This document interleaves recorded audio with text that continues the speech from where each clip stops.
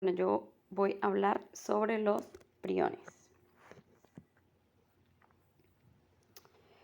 Los priones o un prión es una proteína mal plegada capaz de transmitir su forma mal plegada a otras variedades de la misma proteína. Es o conforman un grupo de patologías neurodegenerativas letales.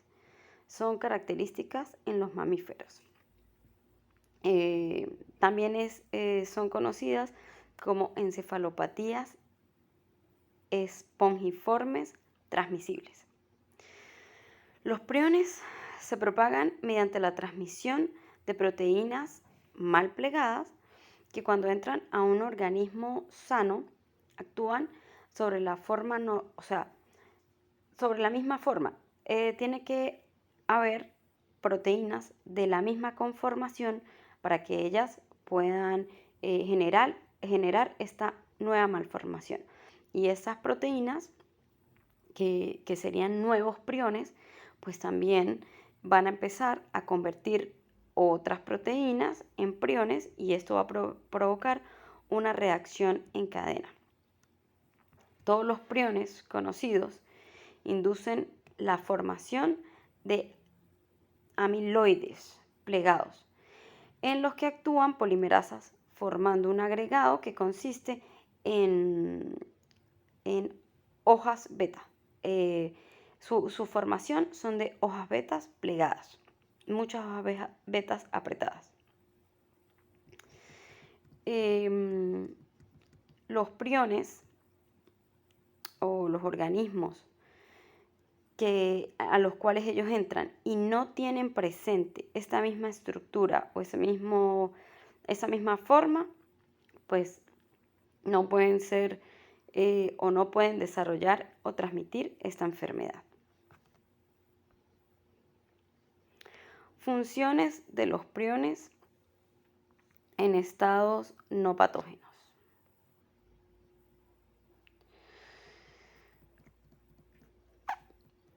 A pesar de que actualmente hay muy poca información sobre la función que tiene la proteína PRPC, que es como se describe la proteína en el estado no patógeno, algunos experimentos han demostrado que tienen un papel activo en el correcto desarrollo neuronal, que es una proteína capaz de unir específicamente a el cobre cuando está en procesos de redox o oxidados o reducidos.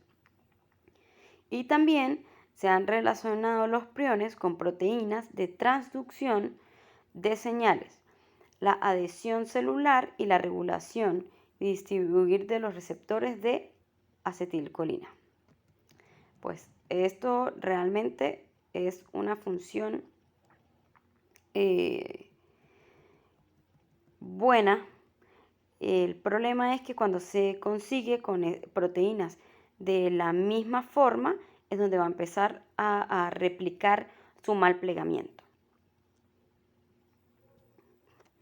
La clasificación de los priones.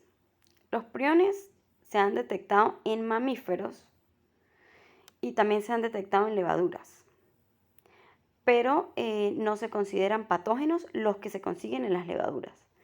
Los siguientes, las proteínas priónicas que se consiguen en los mamíferos son Scrapped prion, TME prion, CWD prion, BSE prion, FSE prion, EUE prion, Curuprion, CJD prion, BCJD prion, GSS prion, FFI prion.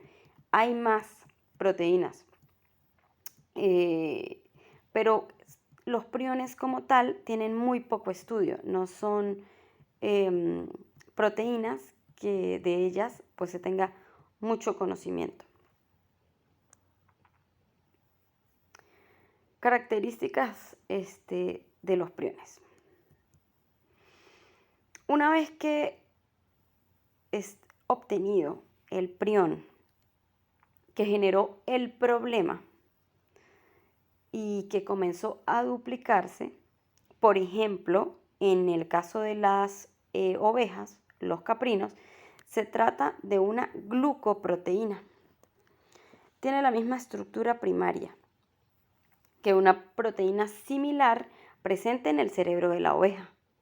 Entonces esto permite la modificación estructural, no genética, porque se debe a un proceso de post-transducción, es decir, cuando este mal plegamiento se transmite a esta otra proteína que la conseguimos en el cerebro de la oveja y le genera esta nueva traducción que está mal. Esto se presenta en funciones especiales.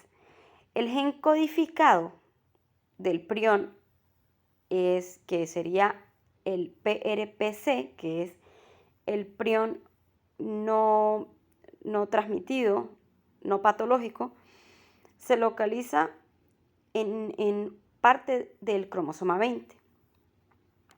No tiene intrones y es un gen autosómico dominante. Se presenta en el tejido neuronal, cardíaco, muscular, pancreático y hepático.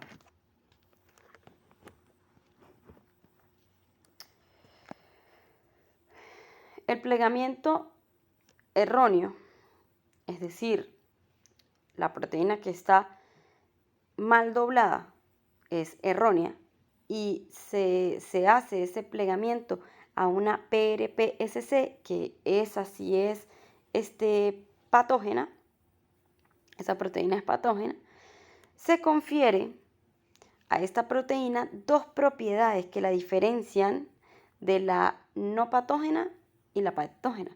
La resistencia que tiene a la digestión por proteasas y su insolubilidad. Las características de estas dos las tenemos aquí, que son las patógenas, las no patógenas tienen estructuras helicoidal alfas. Son proteínas globulares. Y las patógenas, recordemos que ellas se hacían un pliegue laminar en hojas beta. Entonces su estructura es laminar beta. Son susceptibles a la proteasa. Estas son resistentes, evidentemente, porque necesitan perpetuarse allí para poder replicarse. Proteína monomérica, y estos son agregados, monómeros estables. Estos son poco estables porque tienen agregados amiloides. Resistencia normal, esto tiene una resistencia extrema a la radiación y a los disolventes fuertes. Soluble en detergentes y esta es insolubles en detergentes. Eso es lo que la hace, digamos, perpetuarse y que no podamos eliminarla. Es importante saber que la PRPC, es decir, la no patógena y la patógena, tienen la misma secuencia de aminoácidos, porque recordemos que derivan del mismo gen. O sea, por esa razón es que ellas pueden modificarse, vamos a decir. Por esa razón, una proteína puede modificar la otra porque proviene de la misma cadena, de su misma estructura. Las enfermedades priónicas en animales. Tenemos 3 enfermedades que, digamos, son de interés zootécnico. Tembladera, que eso se da en ovejas. Encefalopatía espongiforme, que es la que vemos en bovinos y también es llamada la enfermedad de las vacas locas. Tenemos una enfermedad muy importante en América del Sur porque es la enfermedad de los alces, enfermedad caquetizante. Y tenemos encefalopatía espongiforme felina.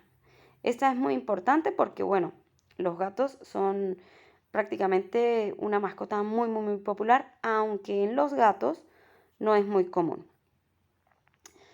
En los animales, las enfermedades asociadas a los priones, las que se están, que originan descoordinación en movimientos, cegueras, muerte. Ese lo podemos tener en las ovejas. La encefalopatía espongiforme bovina, que es la enfermedad de las vacas locas, una de las más importantes para nosotros o para el manejo de rebaños, fue registrada por primera vez en 1984. Esta fue causada por la suplementación de ganado vacuno con restos ovinos y caprinos. ¿Qué pasa? Cuando se empiezan a implementar suplementos al ganado bovino y allí se hacían harina de carnes, eso era con residuos incluso de algunos bovinos, que era la proteína que se intentó establecer dentro de estos animales, y ovinos o pequeños rumiantes que también se utilizan para hacer esos agregados. En los ovinos está comprobado que no son transmisibles estas enfermedades al humano, pero sí pueden transmitirlas a los bovinos y los bovinos sí pueden transferírnoslas a nosotros. Esta misma enfermedad, esta EE, es la que también conseguimos en los felinos, pero hay muy pocos casos registrados. Sin embargo, de ella no se sabe a ciencia cierta si puede ser transmitida al humano de alguna manera. En el humano, pues sí presenta grandes problemas, igual inclusive que en el ganado.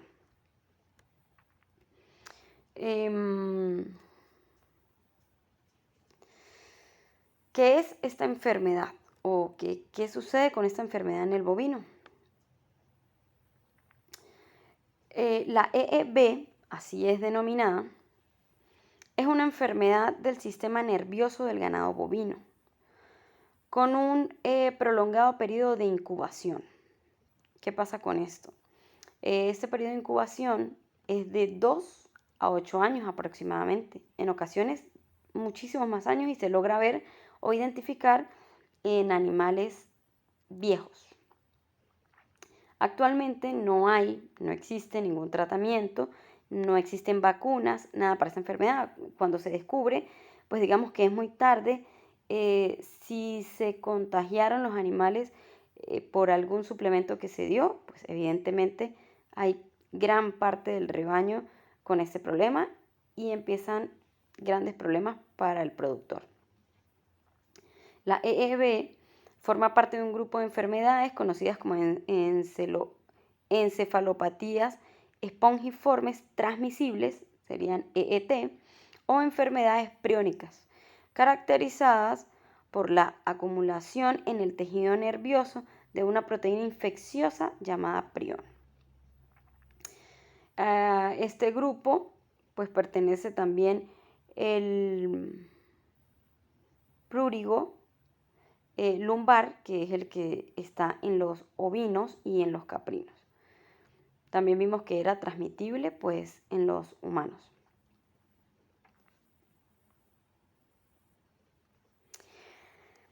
Existen dos tipos de forma de estas enfermedades. Hay dos hipótesis en la forma. Sería la forma clásica, aparece debido al consumo de piensos contaminados.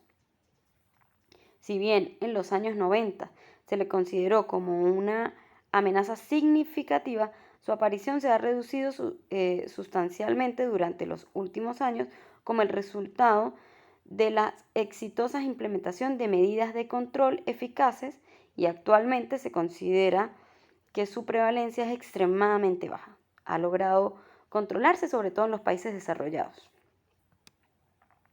Y tenemos la de forma típica, que se refiere a la aparición de formas naturales y esporádicas que se cree aparecer en todas las poblaciones bovinas en una tasa muy baja y que solo es identificado en animales viejos cuando se lleva a cabo una vigilancia intensiva.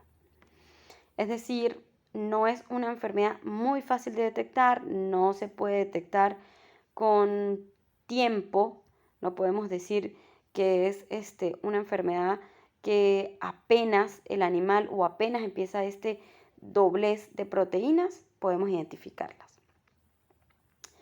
La EEB es una enfermedad de la lista de la Organización Mundial de la Sanidad Animal o la OMSA, que ella también fue fundada como la OIE.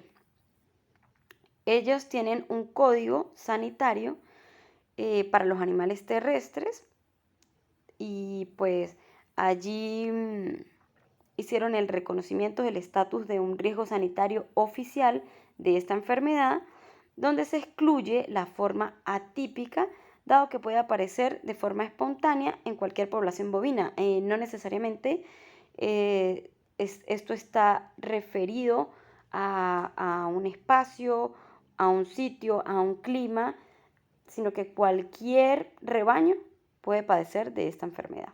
Es lo que la hace pues realmente grave. Sin embargo, actualmente no hay muchos casos de esta enfermedad.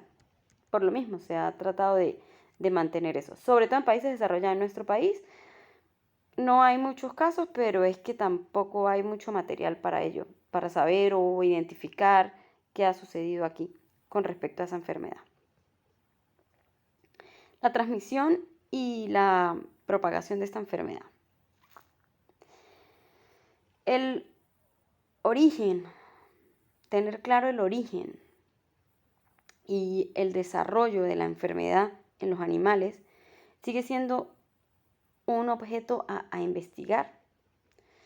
No obstante, se ha demostrado que algunos tejidos de animales infectados, conocidos como materiales específicos de riesgo, MER, muy probablemente lo contengan y por consiguiente tengan mayores probabilidades de contener y transmitir el prión de la EEB, de acuerdo con el Código Sanitario para los Animales Terrestres, que es el que acabamos de hablar ahorita, que lo propuso la OMSA. Estos tejidos incluyen cerebro, ojos, médula espinal, cráneo, columna vertebral, tónsilas e ilion distal. ¿Qué pasa con esto? Gracias a este código, en mataderos o cuando se hacían los sacrificios de algunos animales para consumo humano o para piensos, se empezaron a descartar todo este tipo de piezas específicas. También se dice que la transmisión o la propagación en mayor etapa está en el ganado de leche, debido a que es el ganado de mayor suplementación de proteínas, al ganado que se le da mayor alimentos concentrados para tratar de aumentar las producciones lecheras. Entonces, este ganado es como el más susceptible a tenerlo. Recuerdo aquí en el Táchira una persona que comentaba que de vez en cuando en animales viejos presentaba vacas locas que empezaban a correr, no tenían como un control de ellas y se lanzaban por una montaña. Cuando empecé a leer sobre esta enfermedad, sobre esta enfermedad, pues sobre estas proteínas, me puse a pensar que puede ser una probabilidad alta que hayan tenido esto, pero como aquí no se lleva un registro como tal, pues es muy difícil o es difícil aseverar que ese rebaño posiblemente estaba contaminado de esto. La prevención y el control. Pues de conformidad con este código ya existente para animales terrestres, una estrategia eficaz para prevenir la introducción o hacer frente a estos casos comprende la vigilancia específica de los casos de enfermedades clínicas neurológicas, la transparencia en la notificación de estos casos.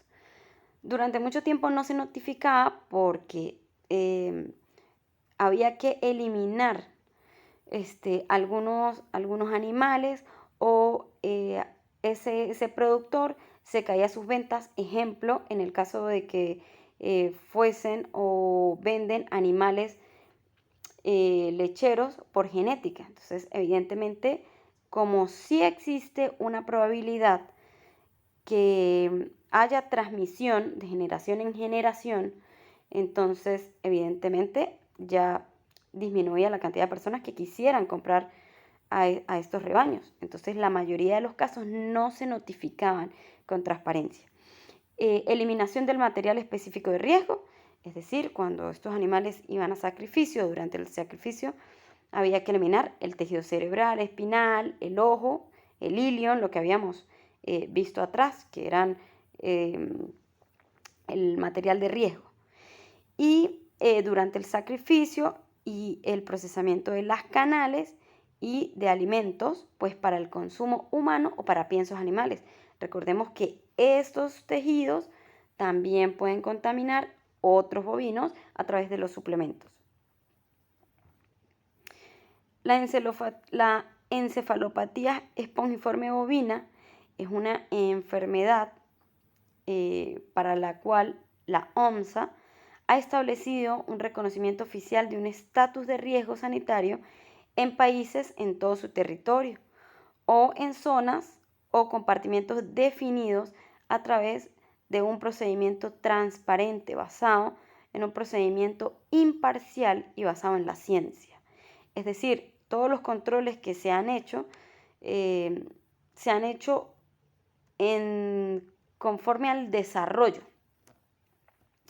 de algunas, digamos, teorías y investigaciones donde se ha demostrado qué tanto riesgo puede producir o no. Entonces, en base a eso, han estratificado el riesgo y pues como se ha disminuido mucho la contaminación, pues el riesgo también actualmente no es una enfermedad de alto riesgo. Sin embargo, en su momento o al inicio fue muy, muy grave. Un riesgo insignificante. Riesgo insignificante con respecto al agente de la EEB desde hace por lo menos 7 años. Ningún caso autóctono de EEB clásica en animales nacidos hace menos de 11 años. Este estudio se hizo en Brasil y han logrado demostrar que no han tenido ningún caso. Sin embargo, también pues se sospecha que pueda o exista la posibilidad de que no haya ningún caso notificado. Pruebas de aplicación de la prohibición de alimentar a los rumiantes con derivados de rumiantes durante al menos 8 años. Es decir, las harinas de carnes se suspendieron. El estatus de riesgo de la EEB, vigilancia específica en los casos de esta enfermedad clínica, transparencia en las notificaciones, ya lo dijimos, control de seguridad para la importación de especies de rumiantes en pie y de sus productos. Allí también puede venir en lo que importamos. La eliminación del material específico de riesgo, la destrucción de todos los animales sospechosos expuestos a los piensos contaminados con priones. Prohibición del uso de las harinas de carne en los piensos para rumiantes. Prohibición de alimentar a los rumiantes con rumiantes pequeños. Reforzar por una prohibición de alimentación a los rumiantes con mamíferos. Identificación del ganado para facilitar una vigilancia y rastrear o la rastreabilidad eficiente de los rebaños sospechosos. Sin embargo, no es muy fácil la detección de esto, no hay vacunas, no hay formas de controlarla. Entonces, pues de verdad es un punto a seguir investigando, a seguir clasificando estos priones y tratar en lo posible que cada quien pues se haga muy responsable de sus rebaños y sepa el riesgo que puede generar a los humanos como a los mismos animales con la producción de animales con esta enfermedad. Gracias por su atención.